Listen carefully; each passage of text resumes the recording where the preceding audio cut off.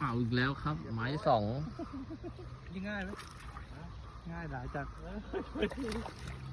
ไม่ต้องตีให้เมื่อยนะตีบอกหมดโมดิตัวยังเล็กอยู่ใช้ได้จริงๆเข้าลึกกันเนี่ยนี่ดู ดูอะไร ดูทำไมเกียงอยู่เลยอะ เดี๋ยวอยู่ก็ไป ไม่ต้องหนาเขาโยนไม่ต้องหนาเต็ม